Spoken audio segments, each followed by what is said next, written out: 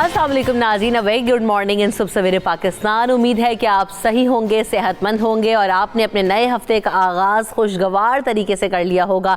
तो आज हम यहाँ पर मौजूद हैं आपके साथ। आज मंडे का दिन है। अपने मंडे के दिन को बहुत ज़्यादा एनर्जेटिक बनाएं, क्योंकि जब आपके हफ्ते का आगाज़ अच्छा होता है तो फिर उम्मीद यही होती है कि इख्तिताम भी अच्छा होगा और उसी एनर्जी के साथ होगा।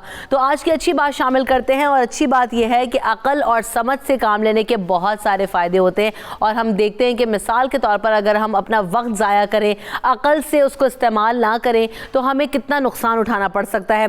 ज़िंदगी खुशहाल हो सकती है, बेहतर हो सकती है।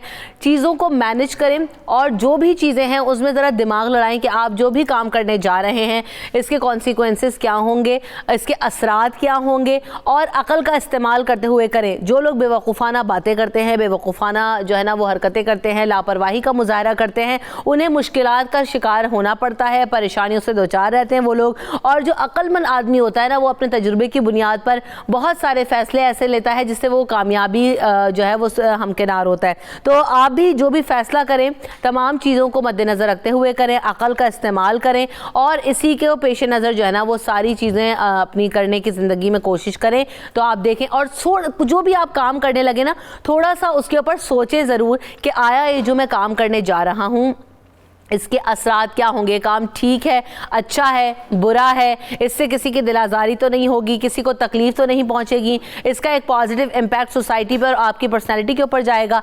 ये सारी चीज़ें और इन सब पर सोचना अक़ल के ज़ुमरे में आता है। तो अक़ल का इस्तेमाल कीजिए, ठीक कीजिए और अपने दिनों को और अपनी ज़िंदगी को बेहतर बनाइए।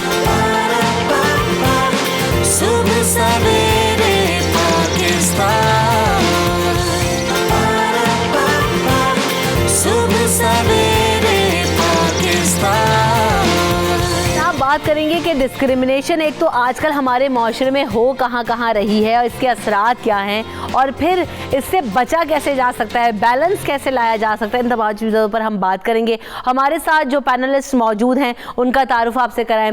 लाहौर स्टूडियो में मेरे साथ बीना गोविंदी साहिबा मौजूद हैं, और कराची स्टूडियोज़ में मुझे ज्वाइन कर रहे हैं डॉक्टर इमरान जो कि माइंड साइंस एक्सपर्ट हैं। इस्लामाबाद स्टूडियो से हमें आसिफ रसूल साहब ज्वाइन कर रहे हैं, मोटिवेशनल स्पीकर हैं।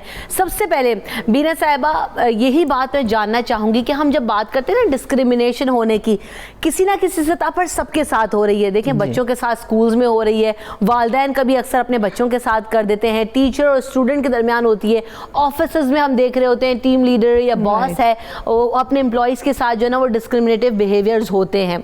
और कहाँ ये डिस्क्रिमिनेशन हो रही है, पहले तो हम ये इस्टेब्लिश करना चाहेंगे और फिर इसके असरात और फिर से हमने आगे कैसे बढ़ना है। ये आपने बड़ा अच्छा टॉपिक इसलिए लिया, एंड दैट्स गुड कि हमने एक जनरल डिस्क्रिमिनेशन को हम इज्तमाई तौर पे उसको ले रहे हैं माशरों में, और ये हमें इसमें हौसला भी होता है, जो कि जो एक मुतासिर होता है उससे ये पता चलता है कि इट्स नॉट ओनली मी, ये हर जगह पे हो रहा है। ये नहीं, देखिए ये एक हौसला भी चाहिए ना, जो मुतासिरीन होते हैं, जो डिस्क्रिमिनेटिव जिनके साथ बिहेवियर हो रहा है, ये एक बड़ी पहली बात है। तो लेकिन मैं अपने ऑडियंस को सलाम इसलिए पेश करूंगी कि चूंकि मैं खुद, हम माशरों में कहीं ना कहीं किसी न किसी हिस्से में हम डिस्क्रिमिनेशन का शिकार रहे हैं।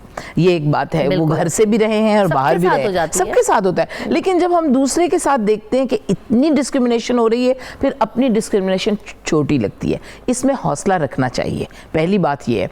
और अभी आपने दूसरी बात ये की कि कहाँ हो रहा है। देखें, घरेलू सतह पे होता था पहले, जो हमारी माएँ थीं, हम उन माओं को ये नहीं कह रहे कि, लेकिन वो बेचारी बड़ी कमज़ोर उनकी तरबियत थी इस हवाले से, बाहर की दुनिया को समझने के हवाले से।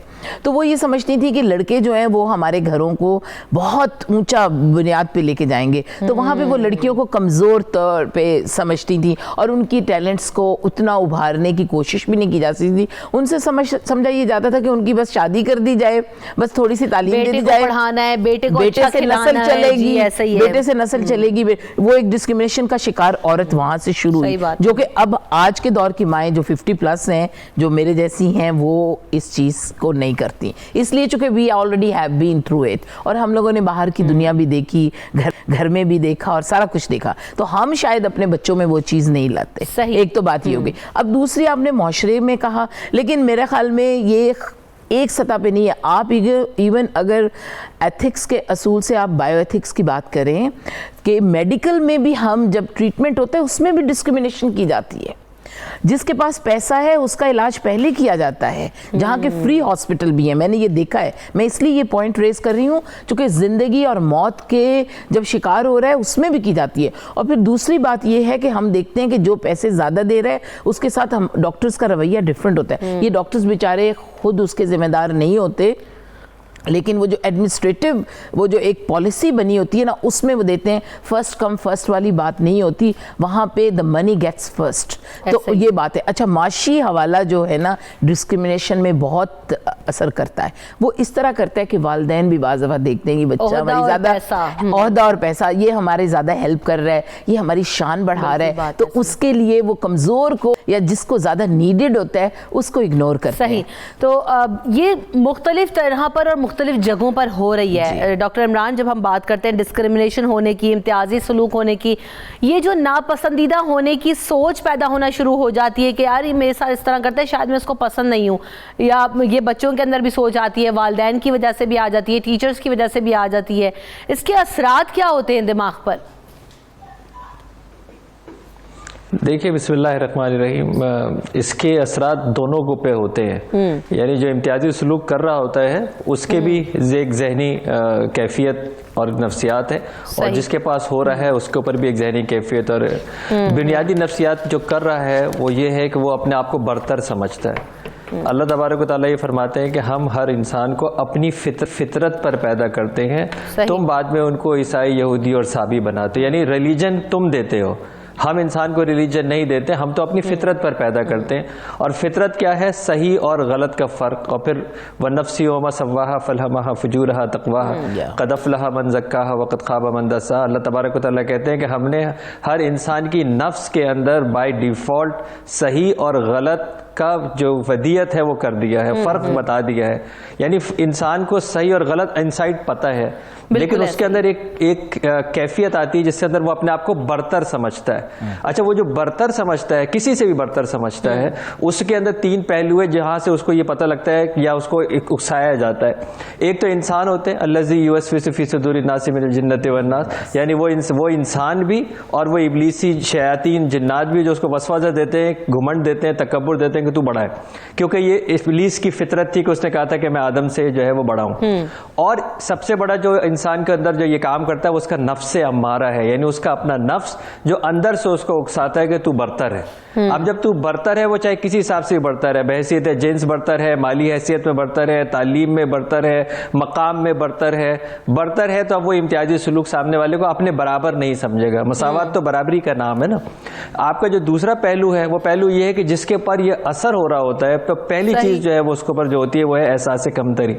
وہ ایک احساس کمتری کا شکار ہوتا ہے کہ جی مجھ میں ہی شاید کوئی نقص تو نہیں رہ گیا ہے. دوسری چیز اس کو احساس ہوتا ہے بے بسی کا, یعنی اگر اس کے پاس سب کچھ موجود ہے لیکن وہ ایک دیہی علاقے سے ہے تو اس کو شہر کے اندر اس کو کھپت اس کی نہیں ہو رہی, یا صنف نازک ہے, وہ کام اچھا بھی کر رہی ہے, پڑھ بھی رہی ہے, تو بھی اس کو آگے آنے نہیں دیا جا رہا. آج بھی آپ کو معلوم ہوگا کہ دنیا کے اندر عورت اور مرد کی سیلری برابر نہیں ہے, یعنی سیم پوزیشن کے اوپر عورت اور مرد کام کرتی ہے تو تنخواہ برابر نہیں دی جاتی ہے. اور میں دنیا کی بات کر رہا ہوں, تو آپ کو اس سے اندازہ ہو گیا ہوگا. تو وہاں پر وہ جو عورت ہے وہ ظاہر بے بسی کا بھی جو ہے وہ مظاہرہ کرے گی.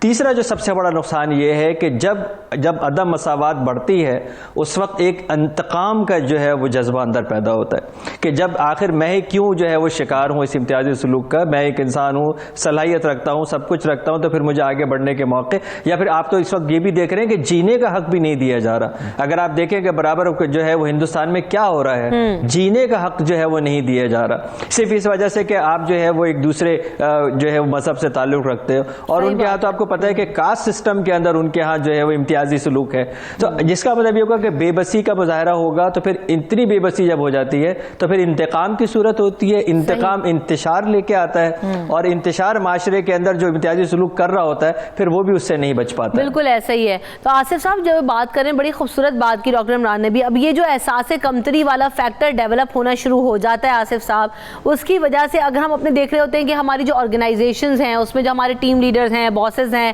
یا جو بھی ہم جن کے سب آرڈینیٹ ہو کے ہم کام کر رہے ہوتے ہیں, یہ جو احساس کمتری والا فیکٹر ڈیولپ ہونا شروع ہو جاتا ہے, کریٹیوٹی, پرفارمنس, آپ کی جو ایبلٹیز ہیں وہ کس حد تک متاثر ہوتی ہیں؟ آپ سمجھتے ہیں کہ اس طرح انفلوئنس ہو کے آپ بہتر طریقے سے پرفارم کر سکتے ہیں یا اچھا کام کر سکتے ہیں؟ آصف صاحب تو ہم سارے کسی سینس میں نا تھوڑے سے ایکسٹریمسٹ ہو گئے ہیں. مثلا ہر پڑھا لکھا آدمی ان پڑھ کو بدتر سمجھتا ہے, ہر ریلیجس آدمی نان ریلیجس یا کم پریکٹس ریلیجن کی کرنے والے کو تھوڑا سا برا سمجھتا ہے.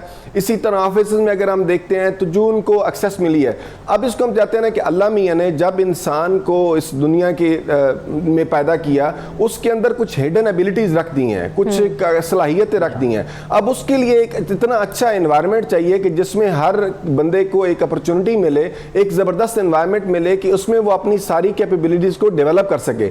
اب یہاں پہ آ کے امتیازی سلوک میں میں چونکہ ایجوکیشن سے تعلق رکھتا ہوں, تو میں دیکھتا ہوں پاکستان میں جو سب سے بڑا پرابلم آ رہا ہے وہ یہ ہے کہ ایجوکیشن کی جو نظام تعلیم ہے وہ یکساں نہیں ہے. اب دیکھیں ایک سائڈ پہ بچے بیسٹ اسکولوں میں جا رہے ہیں, انہیں بیسٹ ٹیچرز اویلیبل ہیں, بیسٹ نصاب اویلیبل ہے, بیسٹ پریکٹسز اویلیبل ہیں. اس وقت ٹیکنالوجی کی لحاظ سے سب سے لیٹسٹ ٹیکنالوجی اویلیبل ہے. اب مجھے بتائیں جو بچے گورنمنٹ اسکولوں میں ریموٹ ایریاز میں غریب جگہوں پہ غریبوں کے بچے پڑھ رہے ہیں, یقین مانیں انہیں ٹیکنالوجی تو بہت دور کی بات, انہیں تو ابھی تک نارمل اپنی چیزیں نہیں, بکس اور وہ نہیں مل رہی ہیں. اب انہی بچوں نے جب تعلیم مکمل کر کے آنا ہے نا, تو مجھے بتائیں کہ ان کی غلطی تو نہیں تھی, زمین آسمان کا فرق آپ نے ڈال دیا. وہ جہاں کہیں بھی جاتے ہیں, کسی ٹیسٹ کے لیے جائیں گے, کسی جگہ پہ نوکری کے لیے جائیں گے, تو انہیں ہمیشہ ایک بتایا جائے گا کہ نہیں آپ اتنے تیز نہیں ہیں, آپ اتنے کمپیٹنٹ نہیں ہیں. اور بھائی اس کو تو انوائرمنٹ ہی آپ نے نہیں دیا. تو جب یہ شروع ہوتی ہے, اس کا رزلٹ کیا نکلتا ہے کہ اندر ایک بے بسی پیدا ہوتی ہے. بے بسی جب لوگوں کو بندہ دیکھتا ہے نا کہ میرے اندر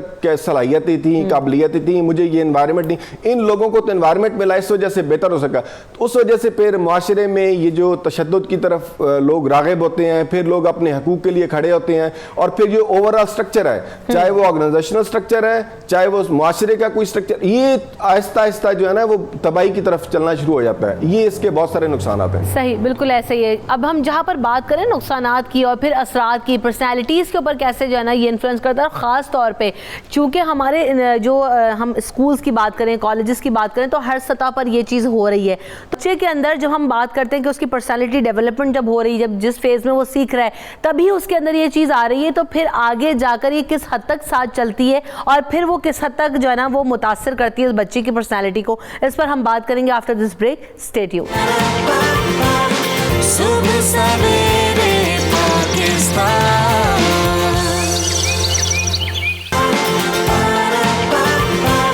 صبح سویرے پاکستان.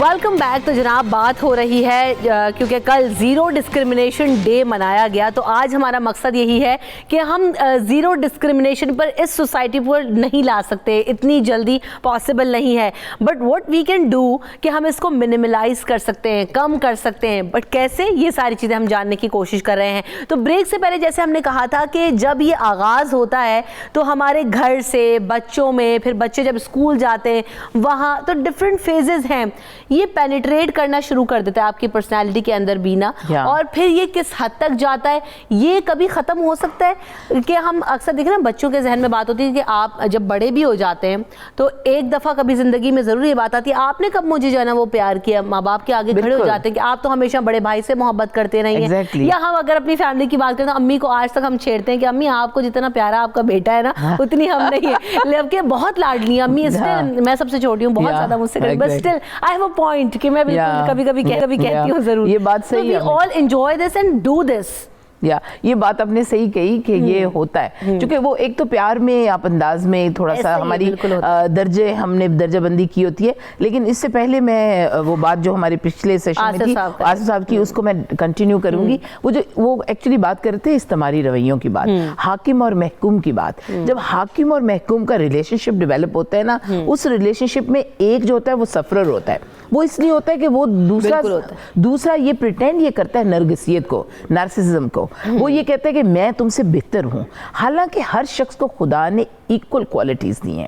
अगर हम किसी की क्वालिटीज़ को उभारना चाहते हैं तो उसको बूस्ट करना है. उसको बूस्ट कैसे करेंगे? उसे कहेंगे you are very good. You know, जब आप किसी को पैट ऑन द बैक करते हैं ना, तो जो उसमें होती है ना छुपी हुई उसकी खूबियाँ, वो भी उभर के बाहर आती हैं. फिर वो अपनी खुद शनासी के सफ़र पे चलता है.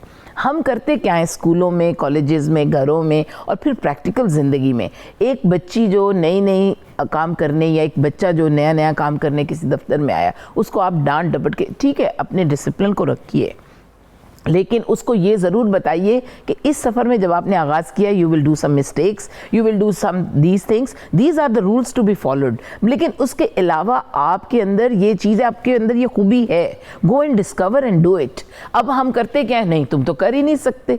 जब हम ये कह देंगे तो वो उसके अंदर जो खूबियाँ हैं वो भी नेगेटिव होके और उसके अंदर एतमाद की कमी आएगी. और जब आपके अंदर खुद एतमादी की कमी आ जाए तो समझें आपने बहुत कुछ खो दिया. सही बात, ये बात है. और वो खुद एतमादी की कमी नहीं आनी चाहिए, ये हमें ये सिखाना है. क्योंकि देखें, लोग आपको तरह तरह के तरीकों से डिफेम करेंगे, आपको बुरा भला कहेंगे, आपको झूठी बातें करेंगे. हमें अपनी अक्ल के साथ उन बातों को सुनना और परखना चाहिए. पहली बात ये. और दूसरा जो आपने अभी बात की है कि इसको हम पेरेंट्स भी करते हैं, ये वाकई करते हैं, लेकिन उसको भी हमें अपने तौर पे बीइंग अ डॉटर, मैं अपनी बात करती हूँ, बहुत अरसा मुझे भी लगा इस चीज़ को एक्सेप्ट करने में कि दिस इज़ ओके.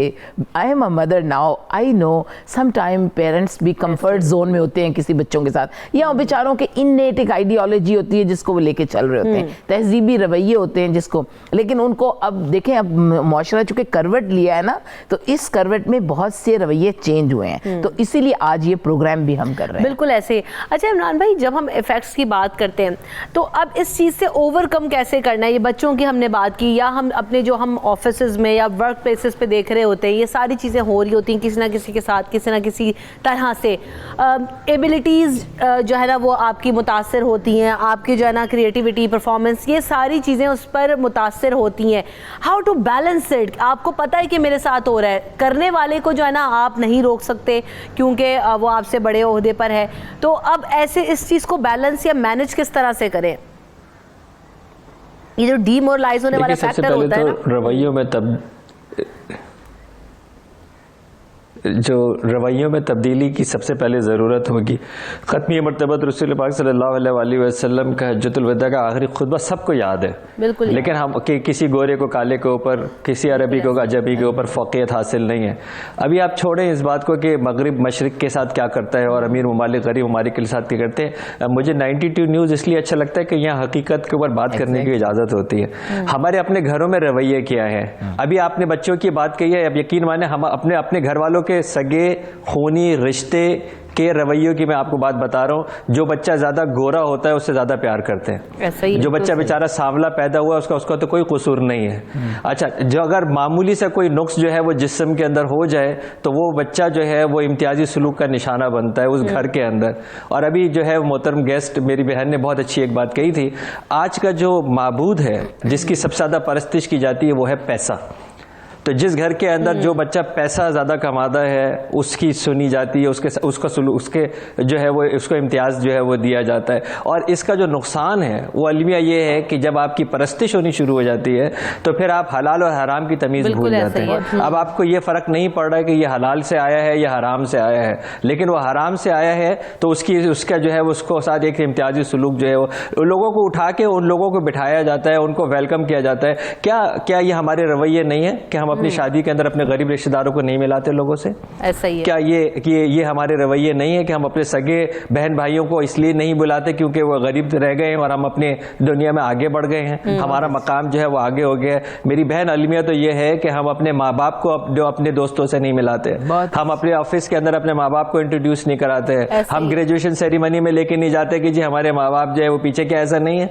तो अब आप जब ये कह रहे हैं कि हम ओवरकम कैसे करेंगे, ओवरकम ऐसे करेंगे जब हम दोबारा अपने रवैयों رویوں پہ نظر ثانی کریں گے، جب ہم یہ دیکھیں گے کہ یہ جو خمار ہے نا، یہ تکبر کی نشانی ہے. جب انسان یہ سمجھتا ہے کہ میں بہتر ہوں، یہ تکبر کی نشانی ہے، اور یہ تکبر صرف اور صرف اللہ کے اوپر جو ہے وہ سجدہ ہے. تو جب تک ہم اپنے گھر کے اندر سے یہ بات شروع نہیں کریں گے، جب تک ہم نیچے دیکھنا شروع نہیں کریں گے، اوپر والوں کے بجائے نیچے دیکھنے کو شروع نہیں کریں گے، جب تک ہم اپنی اقدار پہ واپس نہیں جائیں گے، جب تک ہم جھکنا نہیں سیکھیں گے، جب تک ہمیں جھکانا جو ہے وہ نہیں بتایا جائے گا، جب تک یہ نہیں بتایا جائے گا کہ عظمت کیسی ہے، جب تک رسول پاک صلی اللہ علیہ وآلہ وسلم کی سیرت طیبہ کا قصہ زندہ نہیں کیا جائے گا. آپ صلی اللہ علیہ وآلہ وسلم اونچی جگہ پر نہیں بیٹھتے تھے، بیچ میں بیٹھتے تھے. جو باہر سے آتا تھا وہ پہچان نہیں سکتا تھا کہ اس میں اللہ کے رسول جو ہے وہ کون سے ہیں. یعنی اس کا مطلب ہے انہیں مسند پسند نہیں تھی، بلند جگہ کے اوپر بیٹھنا پسند نہیں تھا. تو ہم اپنے گھروں کے اندر جب تک یہ رویے نہیں رکھیں گے، کیوں دسترخوان بچھانا شروع نہیں کرتے دوبارہ؟ اتنے ڈائننگ ٹیبل سے نیچے بیٹھے، اب آپ کو پتہ لگے گا زمین پہ بیٹھنے سے جو ہے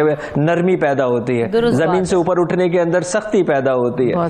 تو اب آپ جب یہ ساری چیزیں اپنے گھروں سے ڈالیں گے، آفس کے اندر ڈالیں گے، آفس میں کیوں لنچ ساتھ نہیں کرنا شروع کرتے؟ کیوں ایسے ہم جو ہے وہ ایسے مقام کے اوپر ساتھ کیوں نہیں کھڑے ہو سکتے؟ لائن میں کیوں نہیں لگ سکتے؟ لائن کیوں کسی کے لیے جو ہے وہ توڑی جاتی ہے کہ ان کو پہلے جو ہے وہ آگے آنے دے؟ کیوں ان کو پہلے آگے آنے دے؟ کیونکہ ان کے پاس کوئی مقام ہے، ان کے پاس پیسہ، جھوٹا مقام ہے. تو یہ منافقت کے رویے ہیں. جب ہم ایک منافقت کے رویوں سے نکلیں گے تو پھر ہم کرنے والا بھی جو ہے وہ انسان بنے گا. آپ لفٹ کرانا چھوڑ دیں، وہ لائن کے اوپر آ جائے گا. ہم ہی تو لفٹ کراتے ہیں، ہم ہی تو ہوا بھرتے ہیں، ہم ہی تو اڑاتے ہیں، ہم ہی ان کو جو ہے وہ اتنا اٹھاتے ہیں جھوٹی تعریفیں کر کے، اور پھر یہ کہتے ہیں کہ یہ دیکھیں جی اس نے ہم سے ایسا کہہ دیا. تو یہی رویوں پہ جو ہے جب تک ہم نظر ثانی نہیں کریں گے، ہم یہی باتیں جو ہے وہ کرتے رہیں گے. جمع خرچ ہے زبانی. صبح سویرے پاکستان، صبح سویرے پاکستان. ہم دیکھ رہے ہیں نا کہ ہر سطح پہ امیروں کے لیے الگ اسکول، غریبوں کے بچوں کے لیے الگ اسکولز، اسپتال الگ ہیں، تمام ادارے الگ ہیں، پروٹوکولز الگ ہیں، قوانین الگ ہیں. یہ آخر کب تک؟ ہم سوسائٹی میں ہی جب یہ چیز سکھا رہے ہیں تو ہم پھر انڈیویجویلٹی کی طرف کیسے جو ہے وہ بڑھ سکتے ہیں اس کو ٹھیک کرنے کے لیے؟ اچھا، یہ اس کا جو مسئلہ ہے یہ تو پوری دنیا میں دیکھیں نا اس کی اسی طرح کا ایک ایشو. جس طرح ایک ریسرچ میں آپ کے ساتھ برٹش ریسرچ شیئر کرنا چاہتا ہوں، جو کہ LBC 97.3 ایک ریڈیو اسٹیشن ہے جس کو میں ریگولر سنتا ہوں. اس کے اوپر انہوں نے ایک ریسرچ شیئر کی برٹش سوسائٹی کے بارے میں کہ وہاں پہ جو 70% بیسٹ جابز ہیں کسی بھی حوالے سے، چاہے وہ جوڈیشری کی ہے، کارپوریٹ سیکٹر کی ہے، گورنمنٹ سیکٹر کی ہے، کسی سائٹ کی بھی ہے، اس میں جو ٹاپ پوزیشنز پہ یا جو بہت اچھے جن لوگوں کو جاب ملتی ہے وہ 70% لوگ جو ہوتے ہیں وہ پرائیویٹ سیکٹر کے، یہ پرائیویٹ سکول سسٹم کے بچے جہاں پہ ماں باپ ایجوکیشن خریدتے ہیں. اب دیکھیں کہ باقی جو دوسری سائڈ بنتی ہے وہ بیچارے ٹیکسز بھی دے رہے ہیں، وہ ساری چیز مطلب اپنے حساب سے جو کچھ اپنے قوم کے لیے کر سکتے ہیں. اب یہاں سے جب یہی بچے آپ دیکھیں نا جن کو بیسٹ سکول، وہی اب کیا ہوتا ہے کارپوریٹ کلچر میں وہ ایجوکیشنل انسٹیٹیوٹ سے بھی واپس آتے ہیں، بیسٹ جگہ پہ بیٹھ جاتے ہیں، پھر ان کا مائنڈ سیٹ ہی. تو یہ ہم تعلیم میں اگر اس کو بیلنس کرنا ہے تو وہ میرے خیال میں ساتھ تعلیم ہے. کیونکہ دیکھیں نا انسان تو بلینک آتا ہے دنیا میں، اس کے بعد ایک خاص قسم کے ماحول میں اس کی نشو نما ہوتی ہے، جس قسم کا اسے سسٹم لوگ ملتے ہیں جو اس کی تھنکنگ پروسیس ڈیولپ کرتے ہیں. تو یہ جو ایک ڈے کے حوالے سے آپ لوگ سیلیبریٹ کر رہے ہیں، اس حوالے سے اچھا ہے کہ دیکھیں دنیا میں نا ایک ترقی کی، جس طرح ایک لوگ اپنی زندگی کے سفر پہ تیز چل رہے ہیں، اور یہ ایک ڈے ایسا سیلیبریٹ کرنے کے لیے آ جاتا ہے جہاں پہ لوگ کھڑے ہوتے ہیں اور وہ دیکھتے ہیں کہ یار اس معاشرے میں اس وقت ہم یہ جو زندگی گزارے ہیں اس میں پرابلم کہاں پہ آتے ہیں. تو ایک آگاہی کے لحاظ سے جس طرح آپ بھی 92 نیوز نے ایک یہ بڑا اچھا، اور ڈاکٹر عمران صاحبہ نے اور میڈم نے بہت اچھے طریقے سے اس کے اوپر آگاہی کا ایک پروگرام ہے جو آپ لوگوں تک پہنچا رہے ہیں. تو میرے خیال میں ایک تو جس طرح مذہب کے حوالے سے مذہب بھی نا زیادہ وہ عبادات تک نہ رہا جائے، اس کو نا جب تک اندر نہیں بسے گا مذہب تب تک نہیں. میں نے بہت سارے لوگوں کو دیکھا ہے کہ مذہب کی پریکٹس کرتے ہوئے تو وہ بہت اچھے ہیں اپنے لحاظ سے، نماز روزہ، لیکن جب وہ دنیاوی معاملات میں نا جس طرح معاشرے کی زندگی کے اوپر اثر ہوتا ہے اس میں بڑا وہ ایک بہت زیادہ پرابلم نظر آتا ہے. تو اس کا مطلب یہ ہے کہ یہ جو دین ہے نا یہ اندر صحیح بسا نہیں ہے. سیکنڈ ایجوکیشن کے حوالے سے کہ جب انسان کو یہ اویئرنیس اور آگاہی آتی ہے نا, جس طرح اب ہم ایک ایجوکیٹڈ کلاس مطلب تعلیم کے لیے گئے, تو اب بہت ساری جگہوں پہ آپ ایک کرائیٹیریا لگا کے دیکھتے ہیں کہ لوگوں کو جب دیکھنا ہے آپ نے, تو آپ نے وہ نہیں کرائیٹیریا کوئی لگانا کہ اس وقت کون سا گروپ ڈومینیٹ کر رہا ہے.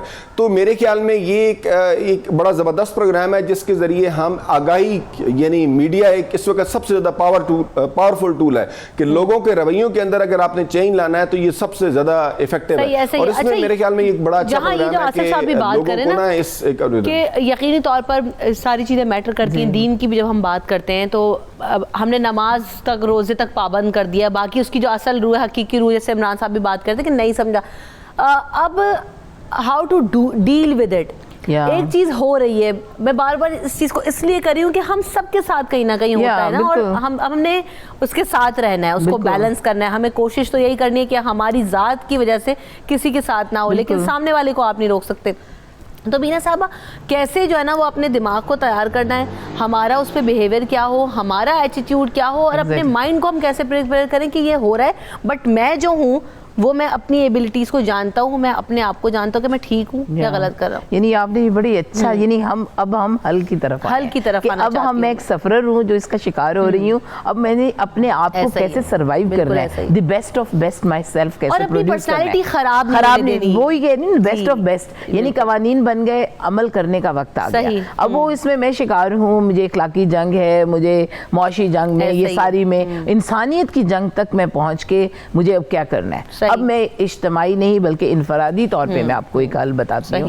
میں خود اس میں, چونکہ we have been gone through our life, اور اس میں مختلف حصوں میں زندگی میں یہ واقعی مطلب میں نے اپنی زندگی کو اگر پیچھے اپنے چیپٹر کو دیکھوں تو اس میں ہوا. لیکن میں آپ کو ایک بات بتاؤں, خدا کی طرف سے کچھ اتنا مجھے, میں یہ سمجھتی ہوں کہ میں ایک بڑی بلیسڈ سول ہوں اس حوالے سے کہ مجھے جب جس نے تنگ کیا, میرے نے اپنی کوالٹیز کو زیادہ اپنی, میں سمجھتی ہوں کہ اس کو شائن کیا, برائٹن کیا, کیونکہ میں نے یہ سمجھا کہ people are seeing this, so I have to develop more. اب یہ ہوا کہ اگر کسی نے کہا کہ تم اس چیز میں نالائق ہو, مثال کے طور پہ کہ اگر کہہ دیا کہ تمہاری فارسی کمزور ہے یا تمہاری اردو کمزور ہے, اور میں نے اس کے لیے فائٹ کیا کہ مجھے یہ اپنی چیز کو بہتر کرنا ہے. اب آپ یہ سوچیں کہ ہم نے ڈپریس نہیں ہونا, بلکہ ہم نے اس چیز کو, اس کا مطلب کیا ہوا. اب دیکھیں جب آپ کے حاسدین آتے ہیں, اب خالی یہ نہیں ہوتا کہ آپ کے اندر وہ آپ کمتر ہیں, آپ شاید بہتر ہوتے ہیں, آپ کے حاسدین بھی آپ کو اس حاکم اور محکوم کی اس جنگ میں شامل رکھتے ہیں. چونکہ حاکم وہ ہوتا ہے جو نرگسیت کا شکار ہوتا ہے, وہ بیچارہ خود ایک مریض ہوتا ہے, اس کو مریض سمجھ کے ڈیل کرنا چاہیے جس کے ساتھ وہ ظلم کر رہا ہے. لوگوں کو سمجھے کہ یہ شخص بذات خود ایک مرض میں مبتلا ہے, یہ ڈومیننٹ جو جسے کہتے ہیں نا سپیریورٹی کمپلیکس میں ہے. تو آپ انفیریورٹی کمپلیکس میں نہ جائیں, بلکہ آپ اس کو, اس کا سپیریورٹی کمپلیکس اس کے حوالے کر کے اپنی خوبیوں کو ابھاریں, اور وہ اس طرح ہے جس چیز کو وہ توجہ دے رہا ہے اس کو آپ اور بہتر کریں. اور میرے خیال میں میں نے یہ تجربہ اپنے ساتھ کیا ہے, and it has been prove really good, کہ میں نے جہاں پہ میرے جو فیلڈز, جہاں پہ میرے پوائنٹس کمزور تھے, ان کمزوریوں کو میں نے ہمیشہ بہتر کرنے کی کوشش کی. یقین مانیے it help me so good کہ مجھے وہ چیزیں اپنی زندگی میں, مجھے انہی چیزوں نے روشن کیا ہے جو لوگوں کے لیے پرابلم تھی. بالکل ایسے. ڈاکٹر عمران, آپ کیا حل تجویز کریں گے, کیونکہ جب ڈسکرمنیشن کسی کے ساتھ ہو رہی ہے تو سب سے پہلی جو چیز متاثر ہوتی ہے وہ آپ کی سیلف اسٹیم ہوتی ہے, عزت نفس مجروح ہوتی ہے آپ کی. تو وہ جو ہے نا وہ کیسے بیلنس رکھنا ہے اس کے اندر, اور پھر ان ساری چیزوں کو کیسے کنٹرول ہم کریں.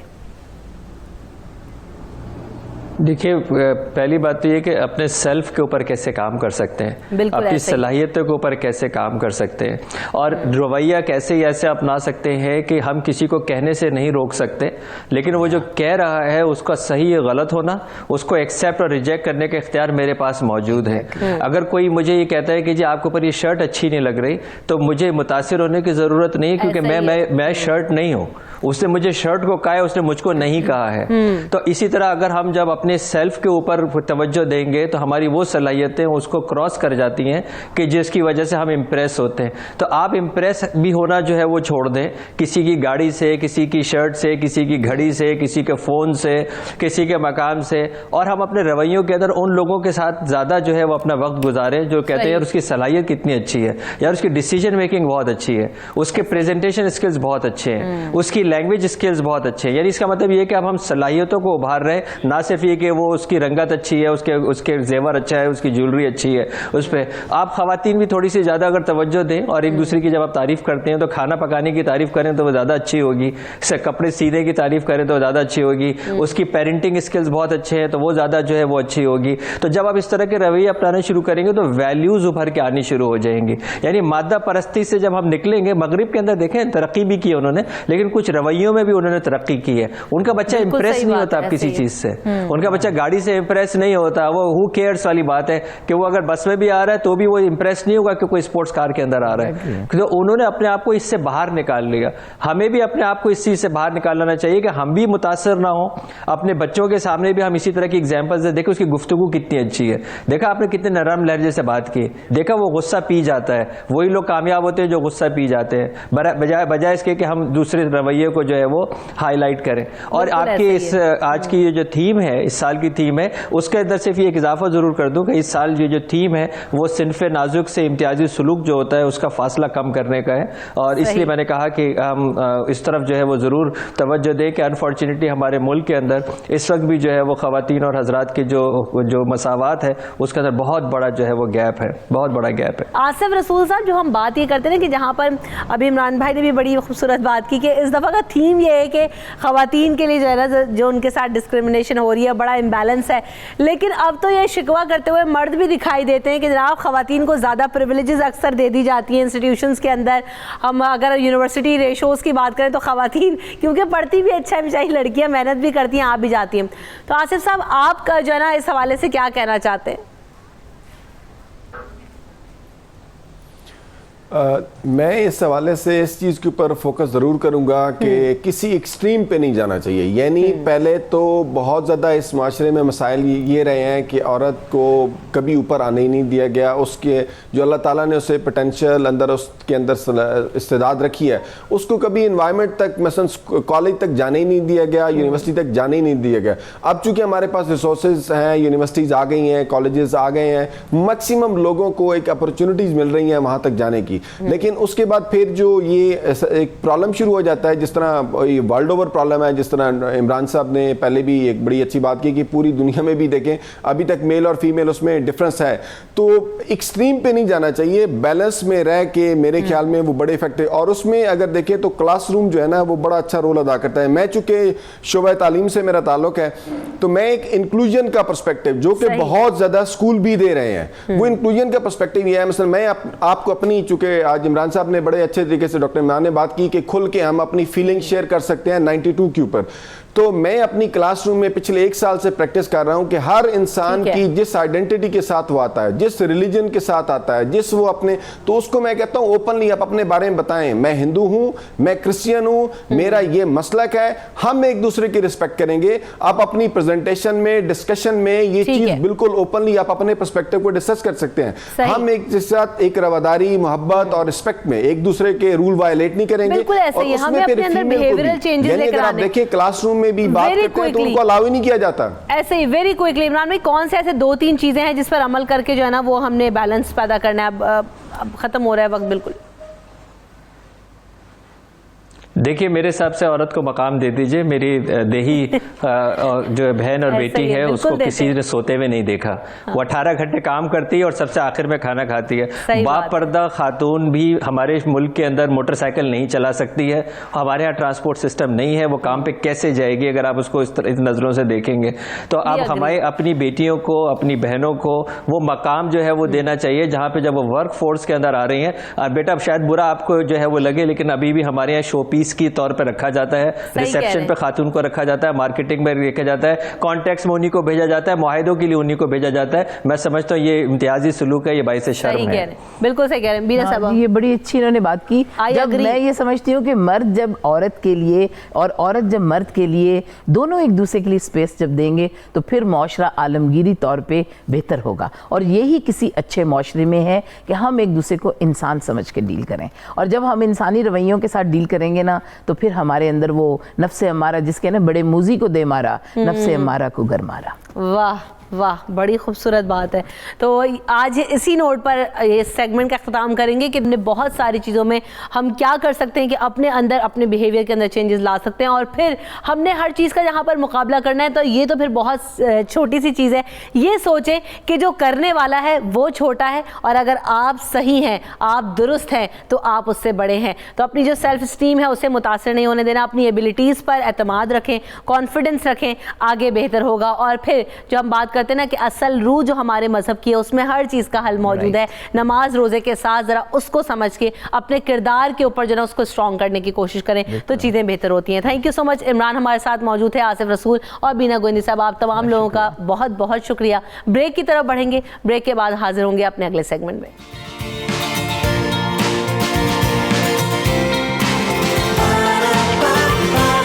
صبح سویرے پاکستان. ادب سے عرض ہے با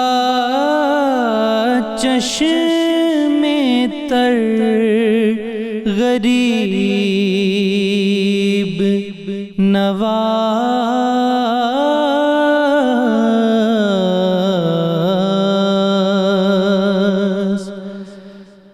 ادب سے عرض ہے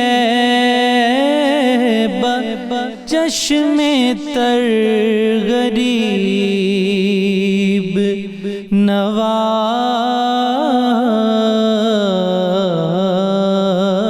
نواز. ادھر بھی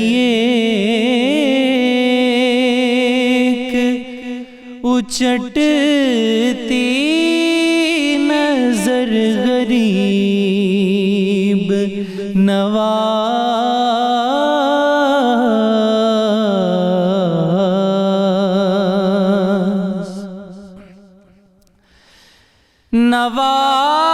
نوازیے مجھے جلدی نوازیے خواجہ,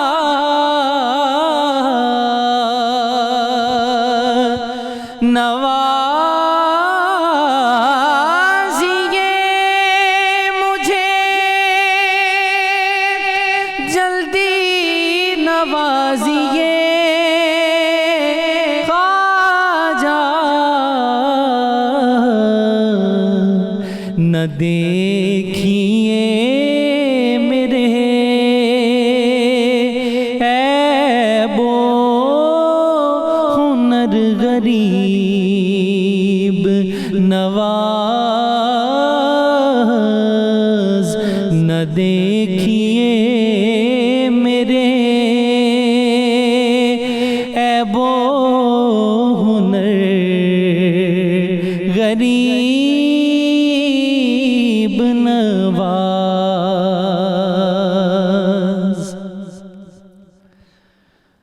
بفیض حضرت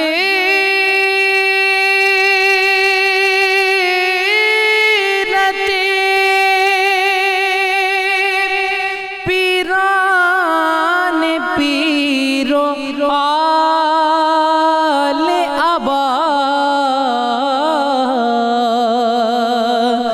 بفیض حضرت پیران پیرو آل ابا. تمہارے سائے میں ہے گھر کا گھر غریب نواز. تمہارے سائے میں ہے گھر کا گھر غریب نواز. اور نصیر خواجہ اجمیر اس لیے کریم نصیر خواجہ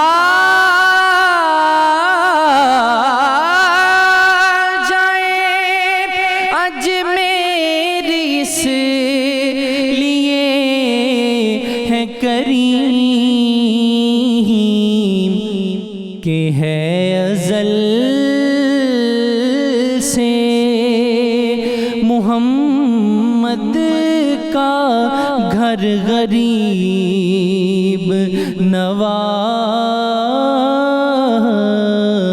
کہ ہے ازل سے محمد کا گھر غریب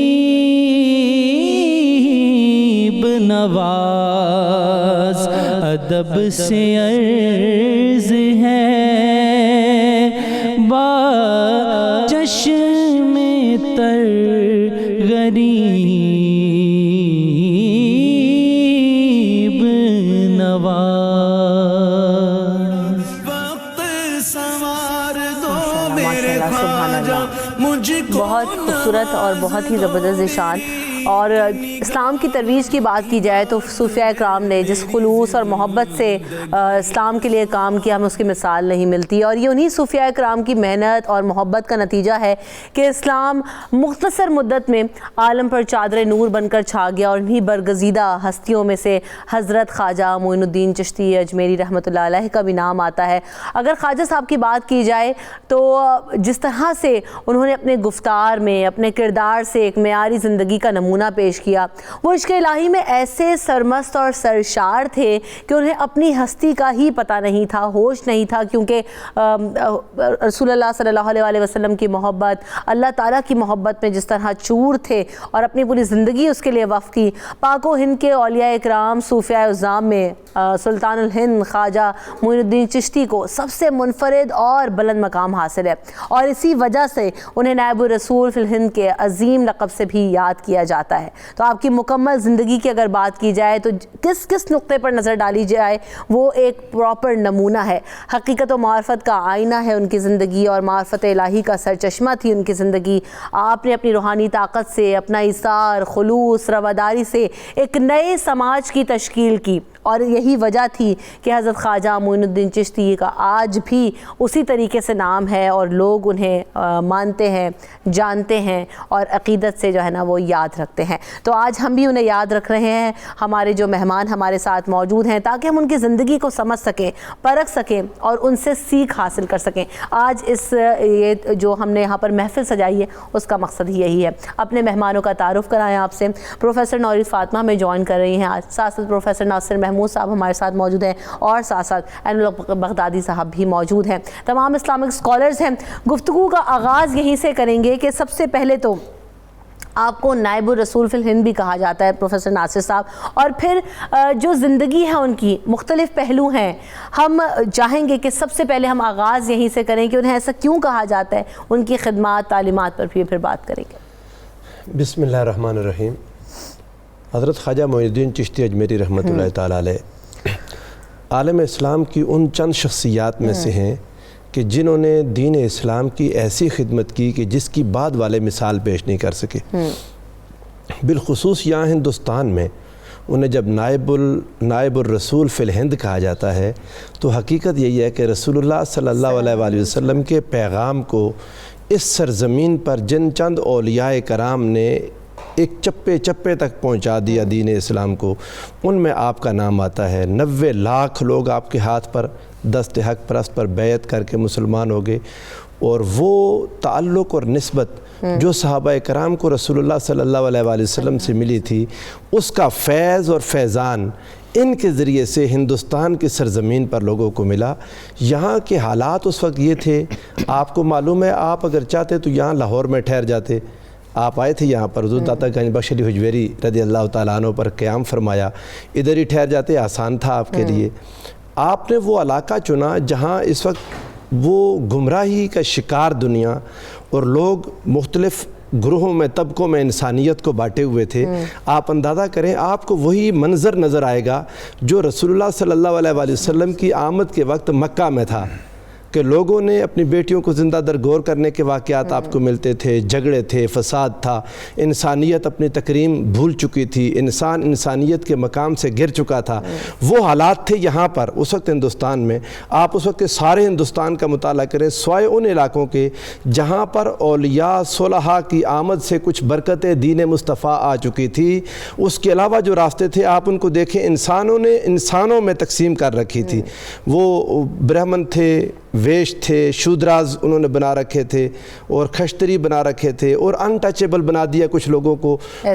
مطلب لوگوں کو ناپاک اور پلید کا درجہ دے دیا. ان کو اپنی کوئی وہ مذہبی کتاب سننے سے ان پر جرم صادر ہو جاتا، ان کے کانوں میں لوہا اور سیسا پگھلا کے ڈال دیتے. انسانیت یعنی آپ یوں کہہ لیں کہ انسانوں سے ختم ہو چکی تھی. انسان اپنی احسن تقویم کو بھول کر ثم رددناہ اسفل سافلین جو قرآن نے کہا، یعنی انسان ذلت کے اس مرتبے پر جا چکا تھا کہ وہ جانور اس کو دیکھ کر اس سے پناہ مانگیں کہ انسانوں کے ساتھ یہ سلوک. اس وقت میں نائب الرسول فی الہند عطائے رسول خواجہ غریب نواز حضرت معین الدین چشتی اجمیری رضی اللہ تعالیٰ عنہ، آپ نے دین مصطفیٰ صلی اللہ علیہ وآلہ وسلم کی برکات کو اس ہند میں اس انداز میں پہنچایا کہ دنیا آپ کے قریب آ گئی. آپ محبت، مروت، شفقت کا ایک پیکر تھے. اور یہ دیکھنا صبح سویرے پاکستان، صبح سویرے پاکستان. نورید کہ جب ہم یہ بات کرتے ہیں کہ صرف مسلمانوں کے لیے بات نہیں کی بلکہ ایک جو ہم پوری سوسائٹی کے اندر چینج لے کر آئے اپنے کردار سے، اپنی محبت سے، اپنی شخصیت سے.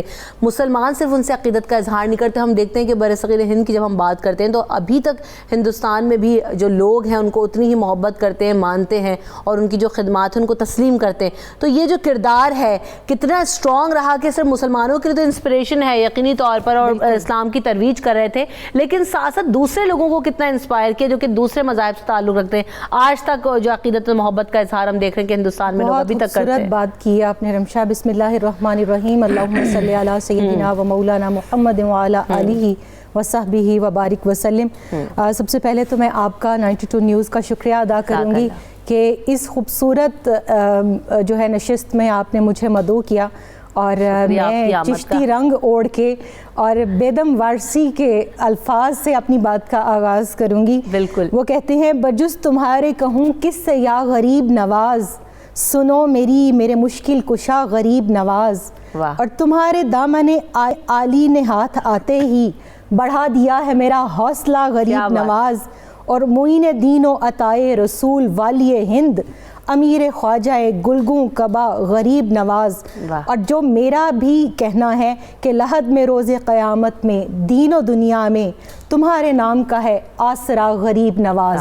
آپ جو خوبصورت ٹرن دے رہی ہیں اس گفتگو کو کہ رواداری، اور اس کے اندر صرف مسلمانوں کے لیے نہیں، صرف آپ صلی اللہ علیہ وآلہ وسلم کے کلمہ گو اپنے مواخاتی بہن بھائیوں کے لیے نہیں بلکہ غیر مسلموں کے لیے. یہ اسلام کا وہ چہرہ ہے کہ جو بر صغیر پاک و ہند میں اس سماجی انقلاب کے بانی نے ہمیں دکھایا جو اب بھی وقت کی ضرورت ہے، جو اس وقت بھی انڈیا کی ضرورت ہے. بلکہ میں کہوں اگر انڈیا نہیں پوری دنیا میں جہاں جہاں پر مسلمان ملکوں کے اندر یا غیر مسلم ممالک کے اندر اسلامی خانقاہیں وہ کسی بھی سلسلے سے تعلق رکھتی ہوں وہ موجود ہیں. یہ چہرہ اس وقت دوبارہ سے روشناس کرانے کی ضرورت ہے. آپ بات جو کچھ دہلی میں ہو رہا ہے وہ ہو بھی نہ اگر اس پر عمل پیرا ہو تو آج جو حالات ہیں جو پس منظر وہاں پر موجود ہے. کیونکہ جیسے آپ بات کر رہی ہیں کہ وہاں پر نان مسلمز بھی جاتے ہیں، آج بھی آپ انڈین ہسٹری اٹھا کے دیکھ لیں، ان کا ہر وہ حکمران جو اوتھ لیتا ہے وہ اوتھ لینے سے پہلے جو ہے خواجہ صاحب کے مزار پر جاتا ہے اور جا کے اپنی جو ہے جبیں سائی کرتا ہے. وہ تو وہ رہے پاکستان کے اندر اگر ہم ان کے نائبین کی بات کریں تو دو بہت اہم نام ہمارے سامنے آتے ہیں، شیخ حمید الدین ناگوری رحمۃ اللہ علیہ اور خواجہ قطب الدین بختیار کاکی رحمۃ اللہ علیہ. اب آگے خواجہ قطب الدین بختیار کاکی رحمۃ اللہ علیہ کے خلفاء میں سے آپ دیکھیں خواجہ فرید الدین گنشکر رحمۃ اللہ علیہ پاک پتن شریف میں جو وہاں جا کر جبیں سائی کر لے اللہ اس کو حکمران وقت بنا دیتا ہے. تو یہ تو کہتے ہیں نا یہ شان ہے خدمت گاروں کی، سردار کا عالم کیا ہوگا. تو وہ جو نائب رسول اللہ صلی اللہ علیہ وسلم فی الہند وہ آپ کی شخصیت کا جو ایک پہلو ہے کہ فنا فی رسول صلی اللہ علیہ وآلہ وسلم، جب تک کوئی شیخ اس مقام پر نہیں پہنچتا وہ رواداری کا درس عوام کے اندر نہیں پہنچا سکتا. یہی وجہ ہے کہ ہم دیکھتے ہیں اس وقت میں جتنی پروفیسر صاحب بات کر رہے تھے کہ جس کی لاٹھی اس کی بھینس، وہ قانون رائج تھا. اس دور کے اندر جب آپ نے آ کے ایک برہمن کے ساتھ ایک خیش اور شودر اور کشتری کو بٹھایا تو وہ ان لوگوں نے اسلام کی اصل حقانیت کو سمجھا. اور یہاں میں ایک بات کروں گی خاص طور پہ کہ انہوں نے نہ صرف یہ کہ اس حسنی حسینی فیض کو سلسلہ طریقت میں مردوں کی سطح پر روشناس کرایا، اس سماجی انقلاب میں اپنے مرد خلفاء قائم کیے، بلکہ ان کی ایک بیٹی ام جمال کے نام سے جن کا ذکر تاریخ میں ملتا ہے کہ ان کو بھی اپنی خلافت دی، اور رسول اللہ صلی اللہ علیہ وآلہ وسلم کے اس نظام علم کو اور نظام تزکیہ نفوس کو اور تہذیب نفس کو آپ نے عام کیا جو آپ صلی اللہ علیہ وآلہ وسلم نے. آپ دیکھیں انصار کی خواتین آپ صلی اللہ علیہ وآلہ وسلم کے گھر اپنے مسائل لے کر آتی، اور سیدہ عائشہ صدیقہ رضی اللہ تعالی عنہا the most learned lady of the universe جن کو میں کہتی ہوں، ان کے پاس جب وہ آتی تو آپ ان کے ذریعے سے جو روحانی فیض، جو علمی فیض، جو تربیت کا نظام ہے وہ آپ نے رائج کیا تھا، وہ ہمیں خواجہ ہند کی بارگاہ سے ملتا ہے. اور آپ نے اپنی بیٹی کے ذریعے، خواتین کے ذریعے، خواتین کے اندر جو انقلاب برپا کیا، کیونکہ رمشا کوئی بھی انقلاب، ہم سماجی انقلاب کی بات کریں، تہذیبی انقلاب کی بات کریں، تب تک پروان چڑھ ہی نہیں سکتا جب تک ماں کی گود کو تربیت یافتہ نہ کیا جائے. تو آپ نے پوائنٹ کو پکڑا کہ جہاں سے تربیت کا نظام کو آگے بڑھایا جا سکتا تھا، اور پھر اسی میں ہم دیکھتے ہیں کہ وہ آپ نے انقلاب برپا کیا کہ پھر ہندو تو ہندو، آج بھی سکھ بھی وہاں جاتے ہیں، مسلمانوں کے علاوہ غیر مسلم بھی جاتے ہیں اور اپنی حاجات وہاں سے مانگتے ہیں. تو وہ جو بات ہم کر رہے تھے کہ آج جو انڈیا کے حالات ہیں، آج بھی اسی طرح کے کسی فیض کی ضرورت ہے کہ ان کا فیض عام ہو اور مسلمان اور غیر مسلم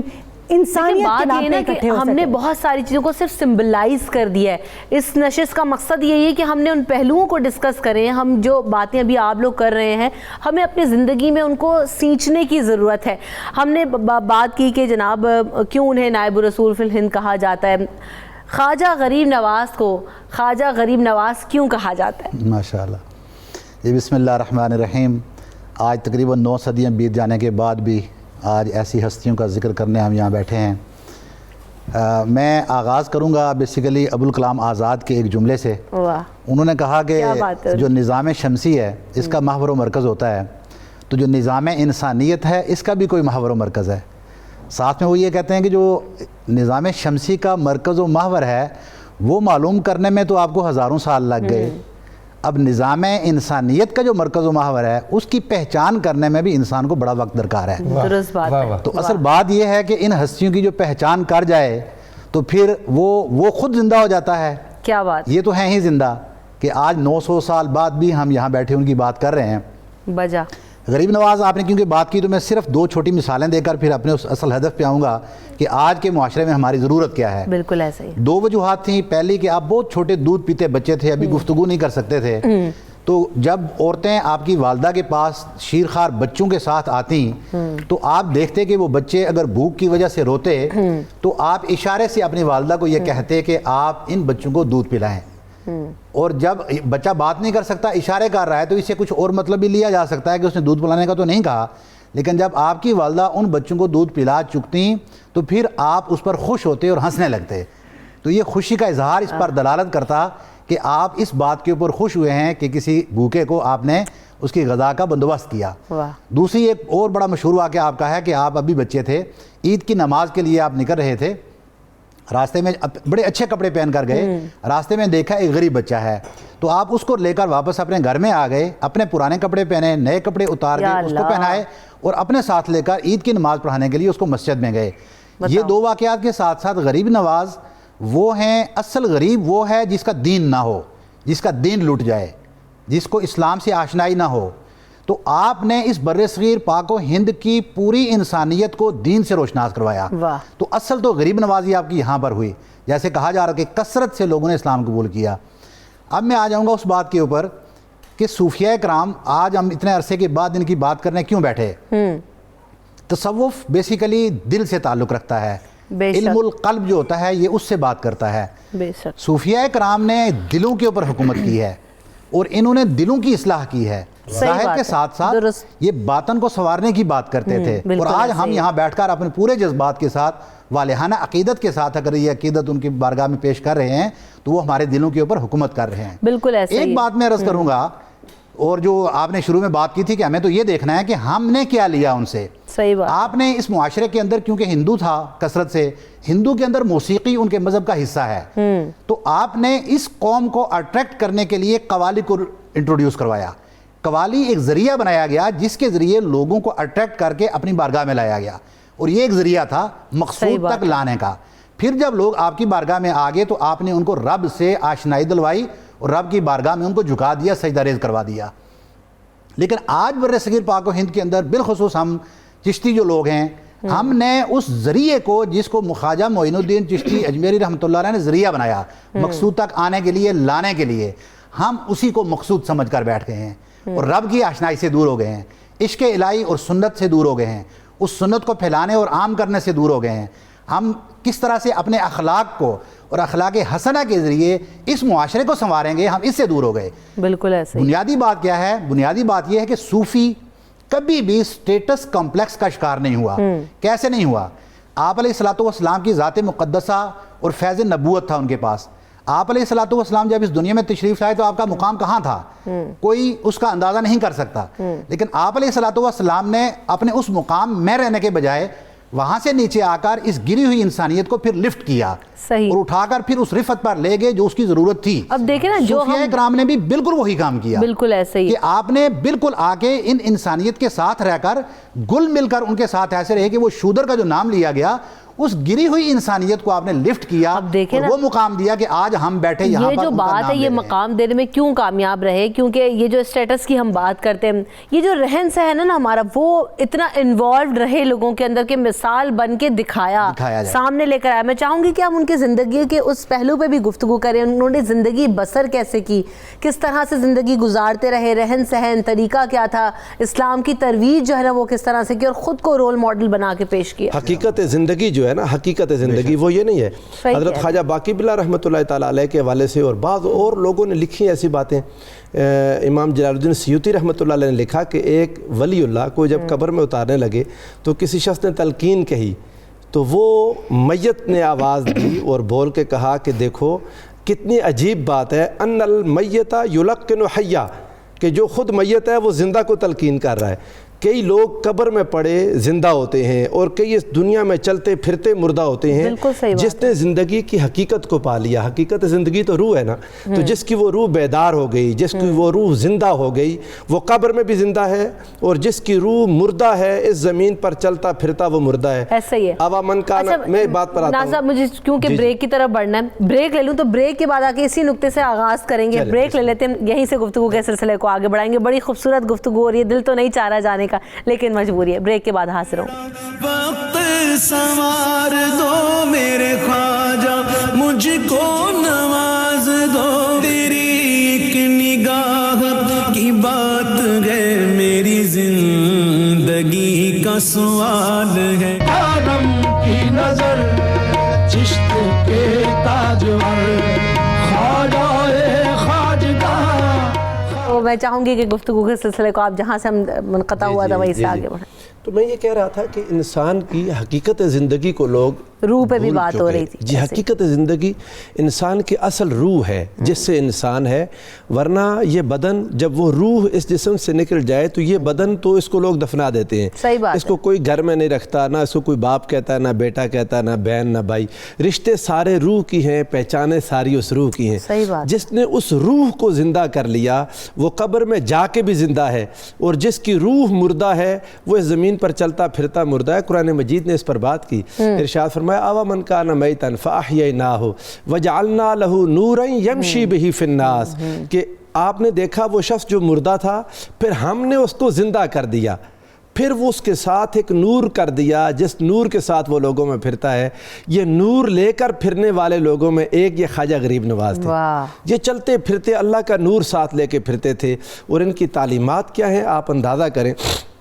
جو قرآن مجید نے کہا نا، سورہ الکہف میں ارشاد ہوا اصحاب کہف کا پورا واقعہ بیان کرنے کے بعد اور اصحاب کہف کے ساتھ ان کے ایک کتے کی وفاداری دکھانے کے بعد اور اس کتے کو اتنی عزت رب ذوالجلال نے دے دی کہ اس کے بیٹھنے کا انداز قرآن کی تلاوت بنا دیا. اس کتے کو ان کے ساتھ باقاعدہ عدد میں گنتی میں گنا کہ لوگ کہیں گے وہ 3 تھے تو چوتھا کتا تھا, 5 تھے تو چھٹا ان کا کتا تھا. یہ سارے رجم بالغیب ہیں, غیب کے اندازے. اور اگر لوگ کہیں گے یقولون سبعۃ وثامنہم کلبہم قل ربی اعلم بعدتہم, اس کتے کو اتنی عزت دینے کے بعد رب ذوالجلال نے ایک حکم دیا, فرمایا وَاصْبِرْ نَفْسَكَ مَعَ الَّذِينَ يَدْعُونَ رَبَّهُمْ بِالْغَدَاةِ وَالْعَشِيِّ يُرِيدُونَ وَجْهَهُ. اے انسان اس کتے سے سبق سیکھو, جب وہ اولیاء کے ساتھ جڑ گیا تو ہم نے اس کو معزز بنا دیا. اگر اے انسان تم اپنے آپ کو جوڑ رکھو ان لوگوں کے ساتھ جو صبح و شام اللہ کا ذکر کرتے ہیں اور اللہ کی رضا کے طالب رہتے ہیں. حضور خواجہ معین الدین چشتی اجمیری رحمۃ اللہ علیہ کی تعلیمات میں سے ایک بات تھی, آپ فرمایا کرتے تھے کہ نیکی کرنے سے زیادہ بہتر یہ ہے کہ نیکوں کی صحبت اختیار کر لو. درست. یہ کیا بات ہے؟ نیکی کر لینا, نیکی کرنا ایک بات ہے, نیکی کو عادت بنا لینا دوسری بات ہے. نیکی جب انسان کا اخلاق بن جائے, نیکی جب انسان کی عادت بن جائے تو ہوتا کہ انسان سے نیکی بغیر سوچے سمجھے سرزد ہوتی ہے. انسان نیکی پر نیکی کیے جاتا ہے, اور جس انسان کی عادت نہیں بنتی نیکی, وہ کوشش کرے گا تو نیکی ہوگی ورنہ اس سے نیکی نہیں ہوگی. اور جب نیک لوگوں کی صحبت اختیار کر لے گا تو اس کی عادت میں نیکی داخل ہو جائے گی, نیکی اس کی عادت بن جائے گی. اور آپ نے فرمایا گناہ کرنے سے بدتر ہے, بدتر بری محفل میں شریک ہونا اور بری صحبت اختیار کرنا. اور یہ بہت بہت سمجھنے والی بات ہے جو قرآن مجید نے کہا. قیامت والے دن کئی لوگ کہیں گے یا ویلتا لیتنی لم اتخذ فلانا خلیلا, ہائے کاش ہم نے فلاں کو دوست نہ بنایا ہوتا. رسول اللہ صلی اللہ علیہ وآلہ وسلم نے ارشاد فرمایا, آقا نے فرمایا المرء علی دین خلیلہ فلینظر احدکم من یخالل. انسان اپنے دوست کے دین پر ہوتا ہے, دیکھے کہ وہ کس کے ساتھ دوستی کر رہا ہے. حضرت خواجہ غریب نواز نے ایک سبق سکھایا, فرمایا جن کے ساتھ دوستی میں رہو گے ویسی تمہاری عادات بن جائیں گی, اور عادت سے جان چھڑانا بہت مشکل ہے. عادت بن جائے تو نیکی آسان ہو جاتی ہے. اور دیکھیں نا کہ حضرت علی کا دلارا ان کو کہتے ہیں, تو انہوں نے بھی یہی درس دیا تھا کہ جناب بری صحبت سے بچو. تو وہ عکس ہے, وہ ساری چیزیں ہمیں دیکھنے کو سیکھنے کو ملتی ہیں, بس وہ کڑیاں جوڑنی ہیں. جب ہم سیکھنے کی بات کرتے ہیں اب عملی طور پر زندگی میں امپلیمنٹیشن, دیکھیں نا اتنے برس کے بعد بھی, جیسے کہ ابھی بغدادی صاحب نے بھی کہا کہ ہم انہیں یہاں پہ بیٹھ کے یاد کر رہے ہیں, تو جو آج کی نسل کو ہمیں ان سے سیکھنے کو کیسے مل سکتا ہے, کیا سیکھ کی ضرورت ہے ابھی جو کرنٹ سچویشن ہے اس میں؟ بہت ہی امپورٹنٹ کوشچن ہے آپ کا. آپ کے اس سوال کے جواب سے پہلے میں ایک چیز کنٹینیوٹی میں بیان کرنا چاہوں گی, جو بات پروفیسر صاحب کر رہے تھے کہ ان کی دلوں پر حکومت ہوتی ہے, لیکن اس کے ساتھ ساتھ ہم نے یہ بھی دیکھا کہ وہ جو دور تھا پرتھوی راج کا دور تھا, اور اس دور کے اندر انہوں نے کس طرح نظام حکومت کو بھی بدلا اور ان کو تھریٹ کیا, ان کو وارن کیا کہ تم اس ظلم و ستم سے باز آ جاؤ. بہت سے تواتر کے ساتھ ان کے جو ہیں وہ کرامات تاریخ میں ہمیں ملتی ہیں. یہاں وقت محدود ہے, میں ان کی طرف نہیں جاؤں گی. آپ کی ایک شخص ہوا میں معلق ہو گیا, آپ نے اپنی کھڑاویں اپنی ہوا میں معلق کر کے دکھایا کہ یہ تو میرے جو ہیں پاپوش, ان کا مقام یہ ہے کہ میں ان کو اشارہ کروں تو وہ ہوا میں معلق ہو جائیں. انا ساگر کے نام سے ایک جھیل تھی جس پر مسلمان کیا ہندو کیا جانوروں تک کو پانی بند کر دیا گیا تھا. تو آپ نے انسانیت سے محبت کا جو درس دیا, جو حیوانات اللہ کی مخلوق سے محبت کا جو درس دیا, آپ نے اس کو کہا کہ یہ پانی کا بندش کھولیں. اب وہی جو بات ہم حسنی حسینی سادات کی بات کر رہے ہیں, یہ سختیاں انہوں نے اپنی جان پر بھی جھیلی, اور اپنے ارد گرد جو لوگ تھے ان کے لیے کس طرح یہ خیر الناس من ینفع الناس کے درجے پہ فائز ہوئے. جب وہ شخص نہیں رکا, آپ نے فرمایا صرف ایک لوٹا پانی کا یہاں سے میرے خادم کو بھرنے دو. آپ نے خادم کو بھیجا, اس نے ایک لوٹا پڑا بھرا, پورا انا ساگر اس کے اندر آ گیا. آپ کرامات دکھانا نہیں چاہتے تھے, اللہ کے اولیاء کرامات دکھاتے نہیں, لیکن جب ضرورت پڑے, کیونکہ وہ دور وہ تھا جب جادوگروں کی اس وقت کے اندر اتنی زیادہ معاشرے کے اندر انفلوئنس تھا کہ آپ کو اپنی کرامات دکھانی پڑی. تو پھر جب اس نے معافی مانگی تو آپ نے وہ لوٹا واپس الٹایا, اور پھر انا ساگر جو ہے وہ رواں ہوا. اب اس دور کے اندر آپ دیکھیں, ہم اس دور کی کرامات کی کیا بات کریں, 1925 کا ایک واقعہ جو یہ برٹش گورنمنٹ کے دور کا ایک واقعہ آج بھی ان کی فوجداری یادداشتوں کے اندر درج ہے, موجود ہے, کہ اس وقت میں مسلم جو ہے ہندو فسادات تھے, دونوں طرف سے سے گولیاں چل رہی تھیں.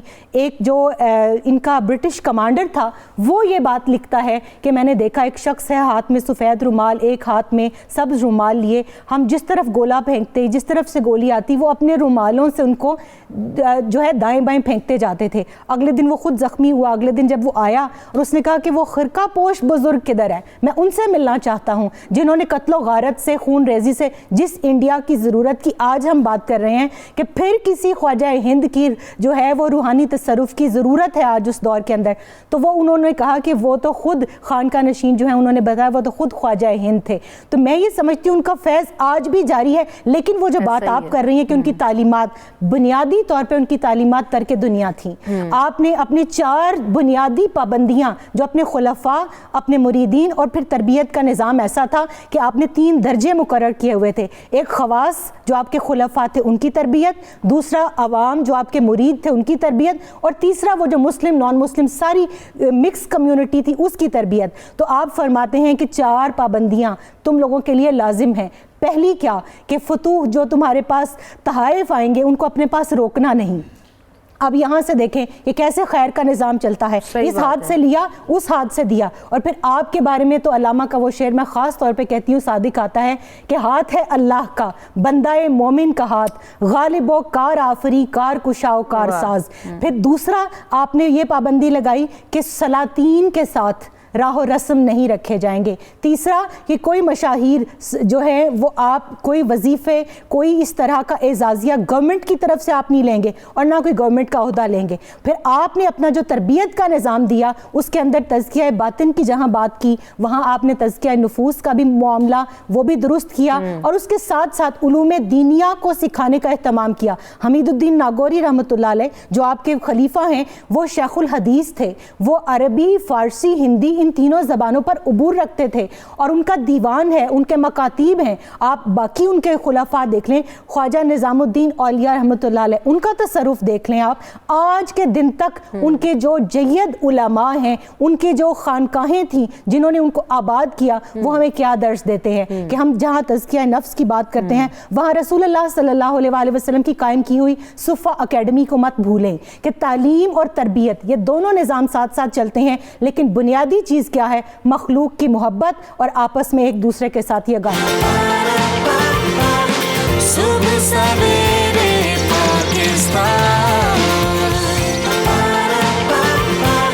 صبح سویرے پاکستان. تصوف کی بات کرتے ہیں ہم, یہ جو ہم تربیت کی بات کرتے ہیں, تعلیم کی بات کرتے ہیں, تو یہ تصوف یا کسی بھی صوفی کا یا ولی کا ہونا کسی عہد کے لیے کتنا ضروری ہے؟ اور پھر آپ سمجھتے ہیں کہ جب ہم ان چیزوں کو پڑھتے ہیں, دیکھتے ہیں, جانتے ہیں اور کوشش کرتے ہیں تو بھی ہمارے اندر بھی وہ چیزیں بدلاؤ لے کر آتی ہیں, اور پھر وقت حاضر میں جیسے کرامات کی بات کی کہ نہیں دکھانا چاہتے تھے لیکن دکھانا پڑی سمبولیکلی, ان چیزوں کی اہمیت پہ میں چاہوں گی کہ آپ ضرور گفتگو کریں. دیکھیں بنیادی طور پہ جس طرح میں نے اپنی بات کا آغاز بھی کیا تھا کہ نظام شمسی کا مرکز و محور ہے, انسانیت کا بھی کوئی مرکز و محور ہے. بالکل ایسے جب انسانیت اپنے مرکز سے دور ہوتی ہے تو اس وقت وہ ابتری کا اور تنزل کا شکار ہوتی ہے, تو پھر اس کو اس مرکز کے قریب لانے کے لیے بھی تو کسی چیز کی ضرورت ہے. تو یہ نظام کائنات ہے کہ جب بھی انسانیت اپنے مرکز سے دور ہوئی, اللہ رب العزت نے ان کی ہدایت کے لیے انبیاء کرام کو وقتاً فوقتاً بھیجتا رہا.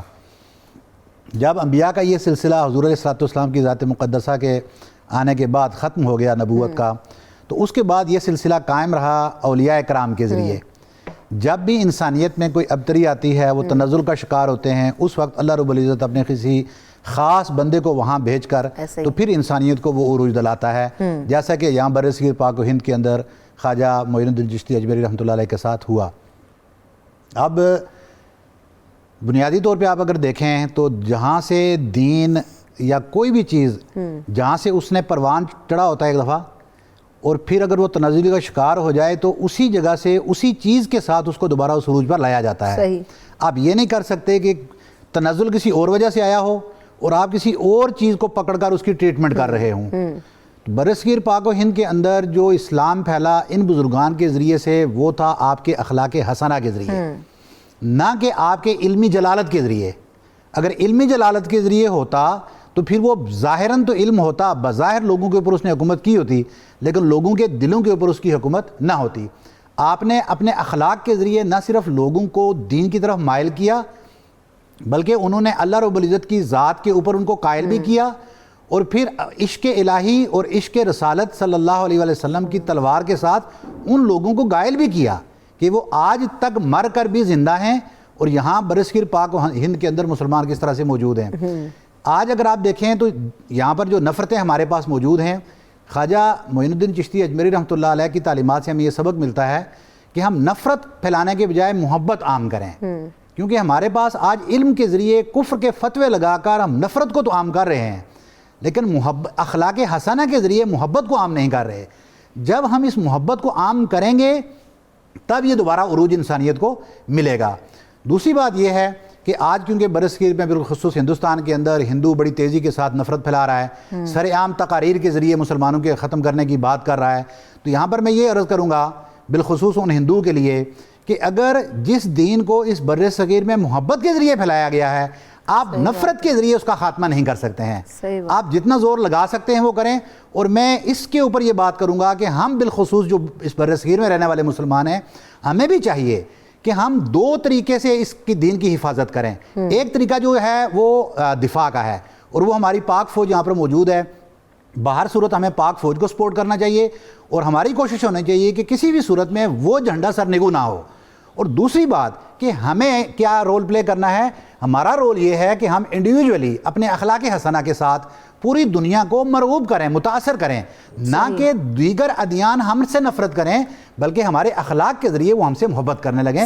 یہ خواجہ معین الدین چشتی اجمیری رحمۃ اللہ علیہ کی تعلیمات ہیں۔ ایسے بالکل آج ہم ان کی، کیونکہ اگر سم اپ کریں تو ناصر صاحب ان کی ساری تعلیمات جو ہم نے گفتگو کی، ان کی پرسنالٹی جو ہم نے ڈسکس کی، زندگی جو تھی وہ کس طرح گزارتے، اور پھر ان کی جس طرح انہوں نے تربیت کی لوگوں کی، آج ہم اس کو کیسے امپلیمنٹ اپنی تین چیزوں میں آپ نے بند کر دیا جی، پورا تصوف آپ نے تین چیزوں میں بند کر دیا۔ اور اگر آج ہر کوئی چاہتا ہے کہ اس کی ذات میں رسول اللہ صلی اللہ علیہ وآلہ وسلم کی تعلیمات کا عکس نظر آئے، تو آپ نے فرمایا کہ جس شخص میں تین باتیں ہوں گی وہ سمجھ لے کہ اللہ اسے دوست رکھتا ہے۔ پہلی چیز، سمندروں جیسی سخاوت، سخی ہو تو ایسا کہ اسے اپنے پاس چیزوں کی کمی کا ڈر ہی نہ رہے۔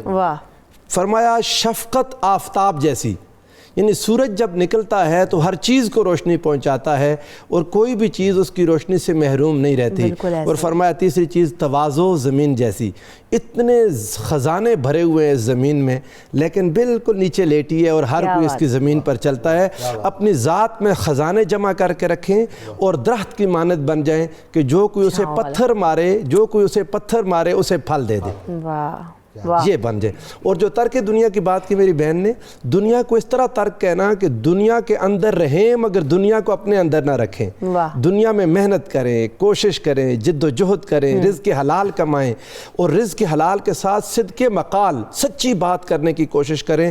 کوئی آپ کا نقصان نہیں کر سکتا، سارے نفع و نقصان کا مالک اللہ کی ذات ہے۔ اور اولیاء کرام جو اس دنیا میں آئے وہ خالص توحید سکھانے کے لیے آئے، ان کا مقصد کبھی یہ نہیں تھا کہ لوگ اللہ کو چھوڑ کر ان کی طرف آ جائیں، ان کا مقصد فقط یہ تھا کہ ہمارے ساتھ سنگت، ہمارے ساتھ دوستی اور ہمارے ساتھ محبت رکھ کے لوگ اللہ کو پانے کے لیے جد و جہد کریں۔ تصوف اللہ کا قرب پانے کی جد و جہد ہے، اور جب کسی کو اللہ کا قرب ملتا ہے نا رمشا، ہوتا کہ حضور علیہ السلام نے ارشاد فرمایا کہ جس کو نوافل کے ذریعے اللہ کا قرب مل جائے، نوافل ہوتی ہے اضافی عبادت، یعنی اپنے فرائض پورے کر کے اضافی عبادات کرتا رہا، محنت، مجاہدہ، کوشش، زہد و ورع کر کے وہ جب اللہ کو پاتا ہے تو ہوتا کیا ہے، اللہ فرماتا ہے میں اس کا ہاتھ بن جاتا ہوں جس سے وہ پکڑتا ہے، میں اس کی زبان بن جاتا ہوں جس سے وہ بولتا ہے، میں اس کی آنکھ بن جاتا ہوں جس سے وہ دیکھتا ہے، میں اس کا کان بن جاتا ہوں جس سے وہ سنتا ہے۔ رب ذوالجلال جب انسان کو اتنی طاقتیں، اتنی قوتیں، اتنی عظمتیں، اتنی رفتیں عطا کرتا ہے، وہ انسان انسان اس زمین پر چلتا پھرتا اللہ کا نائب بن جاتا ہے, رسول اللہ کا نائب بن جاتا ہے. یہ وہ انسان ہے جسے اللہ نے اپنا خلیفہ بنایا ہے زمین پر. اور تصوف کا مقصد یہی ہے کہ انسان کو اس کا حقیقی مقام انسانیت عطا کر. اور دیکھیں نا کہ عشق الہی میں جو ڈوب جانے والی بات ہے, اسی لیے تو ان لوگوں کو بھیجا گیا تاکہ ولی بزرگان دین آئیں اور ہم سب کو جو ہے نا اپنی تعلیمات کے تھرو اس عشق الہی کی طرف راغب کر سکیں. ہمارا بھی مقصد یہی تھا کہ ہم آج کی گفتگو سے اپنی زندگیوں کے اندر چینجز لا سکیں. اور وہ کہتے ہیں نا کہ وما علینا الا البلاغ المبین. ہم نے ایک چھوٹی سی کوشش ضرور کی. ذیشان کی طرف بڑھیں گے کہ جاتے جاتے ذیشان جیسے آپ سما باندھ دیتے ہیں اس خوبصورت گفتگو کو جو ہے نا وہ اب آپ کے حوالے کرتے ہیں کہ اب آپ اس کو کنکلوڈ کریں.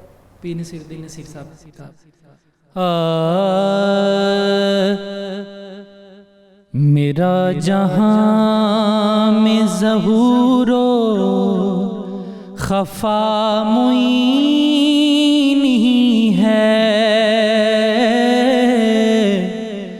میرا جہاں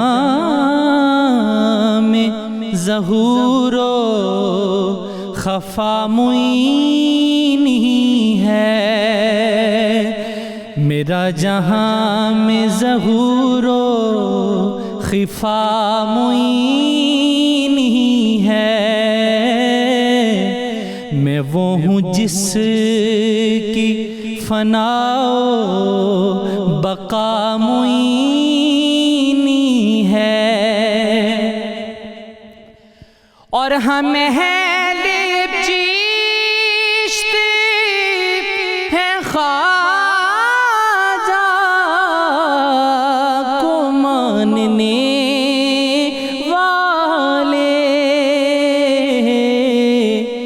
ہمارے شہر کی آب و ہوا معینی ہے, ہمارے شہر کی آب و ہوا معینی ہے.